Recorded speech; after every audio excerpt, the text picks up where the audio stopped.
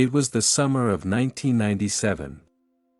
My friend picked me up to go to another friend's house for a party. As we were driving to cross an intersection, a bus slammed right into the side of us. I heard a metallic crash and then a huge lurch.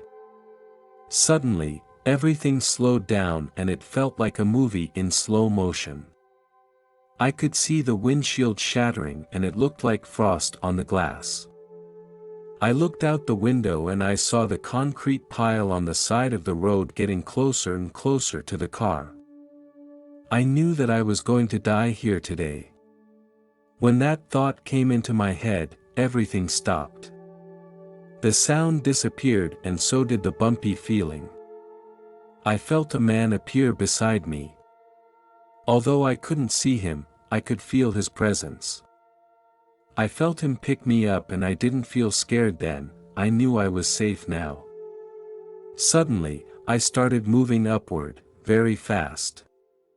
When I looked down, I saw the scene of the tragic crash. I knew everything was going to be okay. After a while, we reached our destination. To my right was a city and to my left was a beautiful field. There was a small river in the middle of the city and the field. The city was built with a glass-like material and the buildings shone with light. I saw children in the field as well as various animals who were getting along in harmony. I wanted to join them. It was at this moment that the angel beside me stopped me. I could finally see his face now. He was very handsome, about 35 years old. He was wearing a long beige robe. He smiled and said, "Come on, follow me." I was led into one of the buildings. The buildings were so high that some of them could not even see the roof. We entered a place that looked like a library. It had a very large interior. Inside I saw many scrolls, all from top to bottom. I saw a lot of people inside. Many people greeted me warmly and welcomed me. Curiously, I opened a scroll. Inside was a record of a man's life, from his birth to his death. Each of us has a role to play on earth. We choose how we live our lives before we are born. Whether life is happy or bad.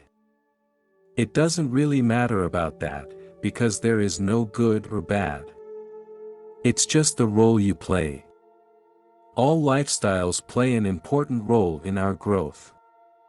All the world can't have only good things, evil things are also very important. If everyone could easily get what they want, the world would not develop. I was there for a long time and I learned a lot. A lot of knowledge is beyond the comprehension of humans for a while, including me. It's like when you encounter a math problem you don't know, and someone else tells you the answer straight away.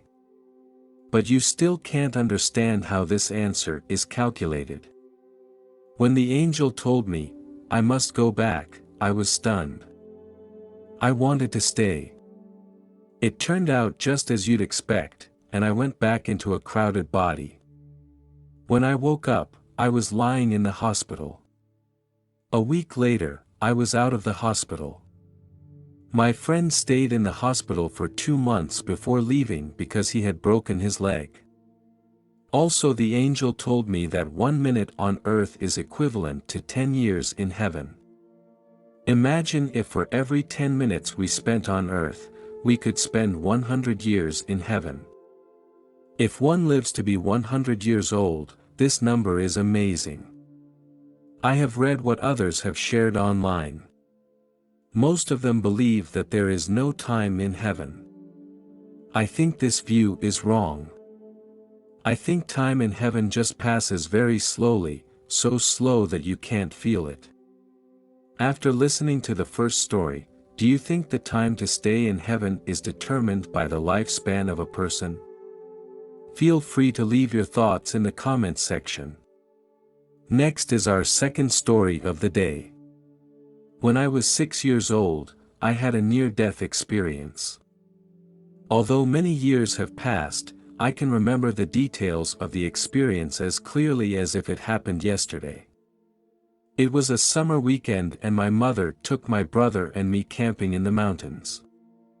We had been to this campground many times. The campground was located on a river.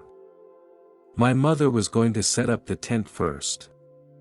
I asked her, "Can my brother and I go to the river for a while?" At first she said no. But after much pleading, she finally agreed. She reminded us, "Just play by the river, don't go into the water." She said it several times in a row.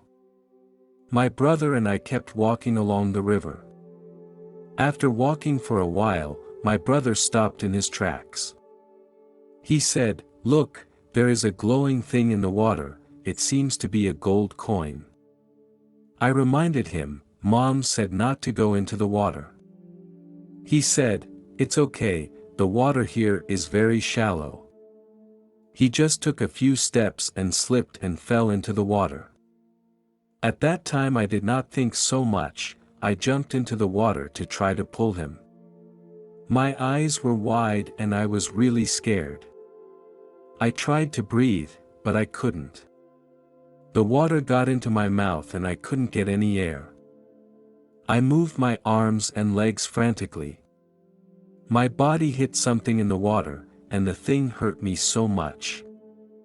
I don't know how much time had passed and I had no more strength to struggle.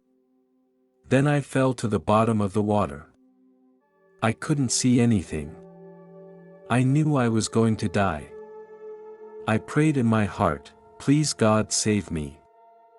I don't know how I could have acted this way, I think it was because I would occasionally go to church with my father. I knew that God was the only one who could help me now. I felt like my life was slowly ending.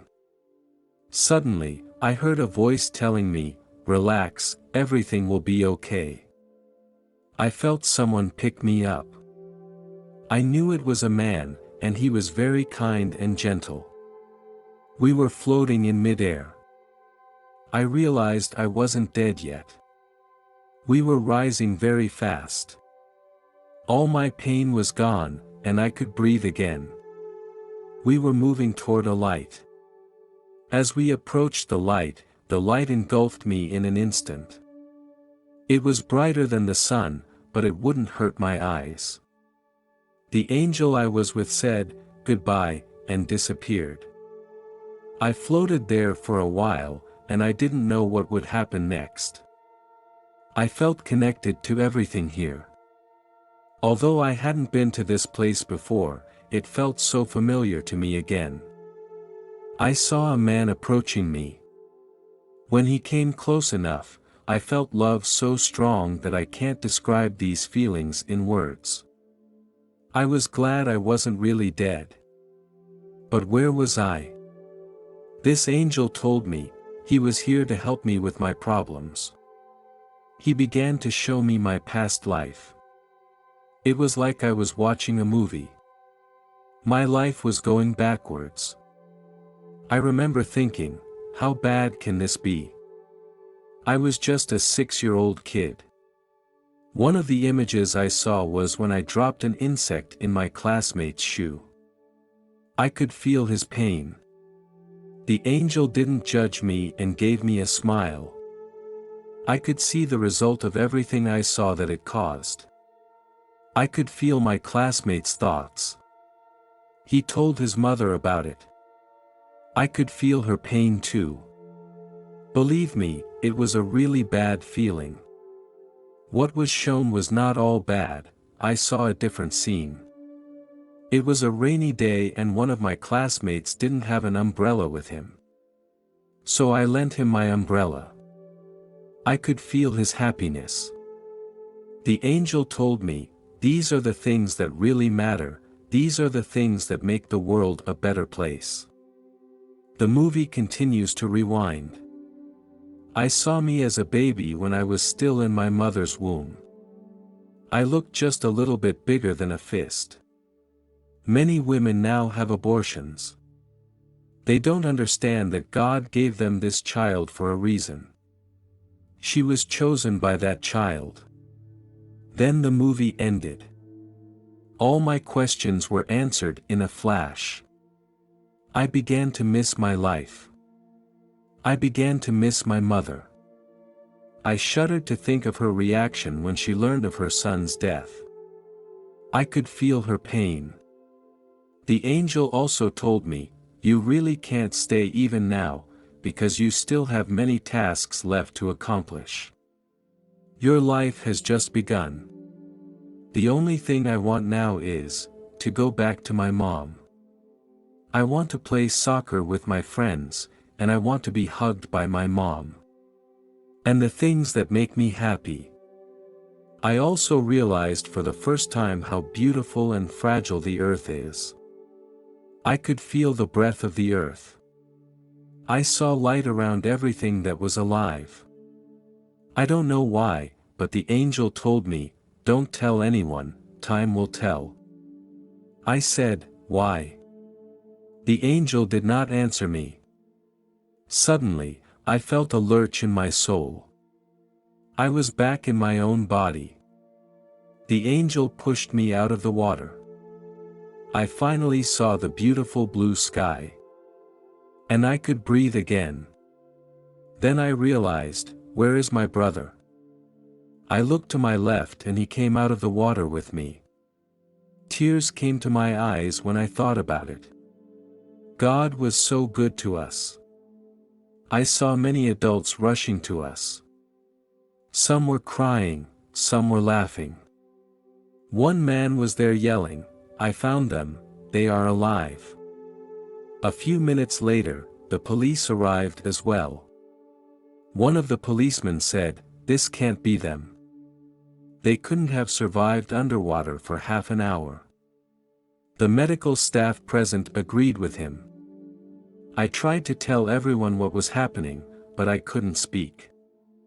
My mouth was moving, but no sound was coming out. I assured the angel, "Please give me my voice back, I won't tell anyone." My voice finally came back. This incident has been a long time ago. But this experience has changed my life. I want to embrace everyone around me with love. But sometimes it's really hard because we live in a world of uncertainty. It wasn't until 20 years later that I discussed that experience with my brother.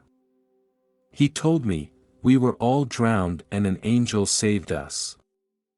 I don't know why, but we rarely discussed this topic in depth. As I grew older, I had an urge to tell the world, God and heaven are real. I have to be very responsible when talking about this issue. I pray that one day you will feel the love of God as I do.